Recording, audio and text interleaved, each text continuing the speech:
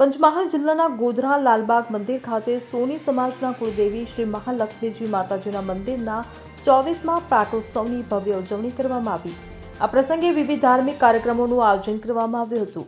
સવારથી શરૂ થયેલા કાર્યક્રમમાં કળશ પૂજન, ધજાજી પૂજન, અભિષેક પૂજન, મહાલક્ષ્મી હોમ અને શણગાર આરતી જેવી વિધિઓ યોજાઈ। શોભાયાત્રા સોનીવાડ ચોકથી શરૂ થઈ ગોધરાના વિવિધ માર્ગો પરથી પસાર થઈ।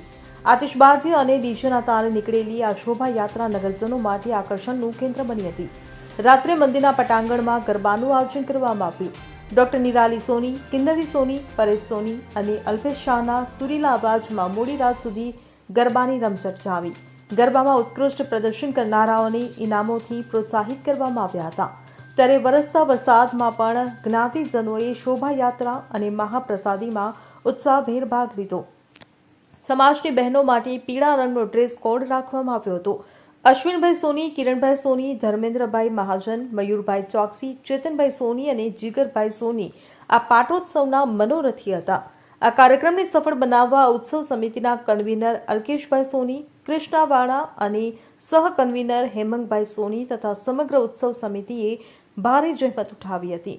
Bureau report CN24 news. હવે જુઓ દેશ દુનિયાની તમામ ખબરો તમારી આંગળીના ટેરવે। ઉઠાવો મોબાઈલ અને Google Play Store પરથી ડાઉનલોડ કરો અમારી CN24 ન્યૂઝ મોબાઈલ એપ।